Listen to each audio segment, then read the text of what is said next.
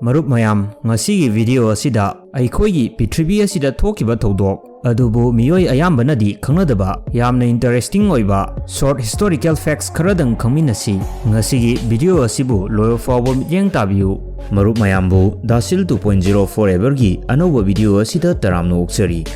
Fact number 1. 2017 sahi asida Western Australia dagi researchers singna hauzik fawbagi oina khwaidagi chawba dinosaur gi footprint asi discover toki masigi footprint asi asangba asi 5 feet 9 inch ni expert singi matung innadi masigi dinosaur asi aikhoi gi Prithvi asida ngasi dagina 130 million years ki mamangda leramba dinosaur oigani hairi.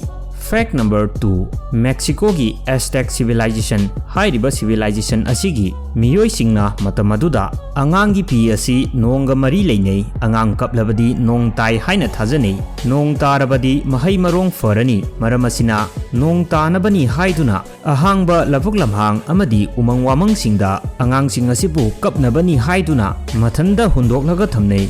Fact number 3. Ngasigi society asida aikhoina tariba uriba asi miyoi amabu jail da thamba matamda miyoi adu tha taruk taret natragana sahi ama ani natragana mapunchi chuppa jail da thambagi punishment asi pinei adubu marup mayam ngasi fawbagi oina jail da leibagi khwaidagi tenba matam asi minute ama khaktuna oiri. Punishment asi 1906 ta America Macha Jo Mans hairiba nupa asida pikhiba punishment ni nupa asina yu thaklaga mingonda disturb tawrubagidamakta mahakpu minute ama jail da leibagi punishment asi pikhibani.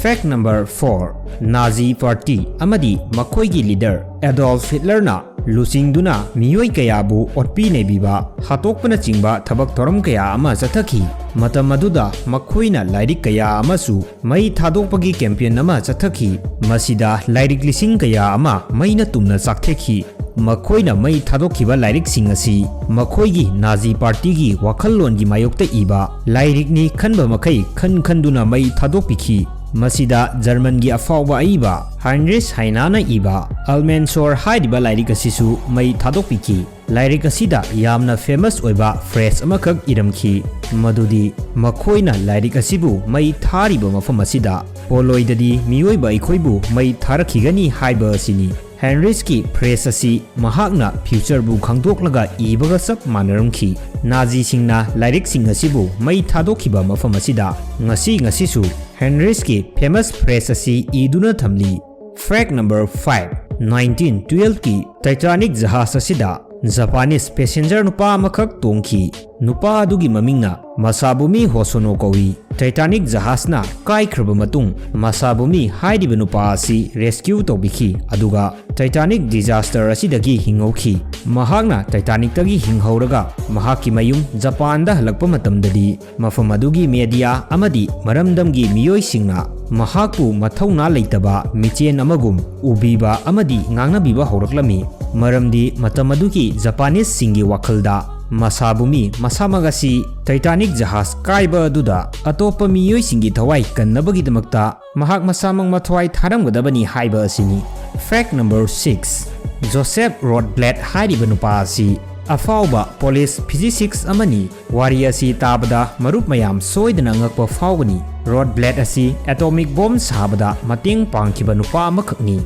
aduga kona thangda Nobel Peace Prize su fangkhiba nupa amani matam adu Second World War tawringi matamni matam aduda Rothblatt chief alloy amadi Manhattan Project asida thabak tawba yawramki tashengnadi chief alloy amadi Manhattan Project asi nuclear weapon sabagi project amani project asida Rothblatt su saruk yaramki amadi thogdang kaya ama lawramki adubu kona thangdadi mahak masana nuclear weapon sing asi eliminate tawkhinaba campaign kaya tawramki maram asidagi mahakpu Nobel Peace Prize asi pikhibani. Fact number 7. Hojiki matamda khwaidagi yangba train ni haina lawnariba bullet train asigi speed asi chaurakna 600 km/h gi changda selibani adubu marup mayam 19th century na haurakpa matamda train असी इहान हाना पुथोखिबनी अदुबु मतम अदुदा doctor कया अमना हाइखि मदुदी करिगुंबा train असी 30 kilometre per our की speed तगी Henna थौबा तारगदी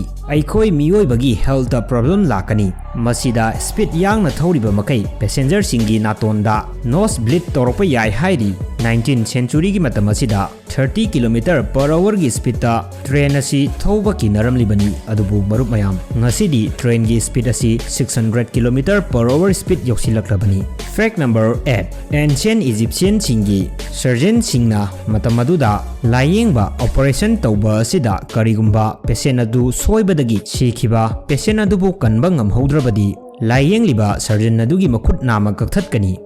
fact number 9 ngasi fawda world asida makhal makha kaya gi war kaya ama tawkhre World War I, World War II, Civil War asina chingba war masing khangdana tawkhrabani expert chingi study gi matung innadi ngasi dagina sahi lising ahum gi mamang asida subna dagi sahi chani ga humphuni panasi khaktani war tawdana ingna chikna leikiba sahi asi lemhauriba sahi lising aniga chatret kuntrani thoyasidi country amaga khatna chainaba अखोई मसेल अमगा हातोकना दुना वार तौदुना लोइख्रबनी पृथ्वी असिदा लेरिबा जीव Panba सिंगी मनुंगदगी ख्वाइदगी वखन खनबा ngamba ख्वाइदगी ज्ञान ताबा intelligence ओय हाइना लौनरिबा अइखोई मियोइबा असि कयामुक फत्तबगे अमदी कयामुक खतना चैनबगे हाइबसी मसीना साखिनी fact number 10 1386 सही असिदा France ता okay अमना अंगांग अमदा तानदुना attack तोरमखी अंगांग असी साथीना सोकपदगी सीखी मसीदगी मफम अदुदा लेरिबा मियोइसिंग अदुना ओक असी फारगा कोर्टा पुथोकलमखी अदुगा ओक असिबु मर्डर केसता पनिशमेंट पीदुना हातोखी मरुप मयाम ngasiगidi वीडियो असी मतंग असिदा लोइसिलगे वीडियो असिबु नुंगाइबिबा तारगदी वीडियो असिबु लाइक तौबिरमु अमदी चैनल असिबु सब्सक्राइब तौबिदुना चैनल असिदगी थागलकपा अनोबा वीडियो सिंग लेप लैतना येंबियु मयामगिदमक्ता अनोबा वीडियो अमा मुक पुदुना लाक्सगे।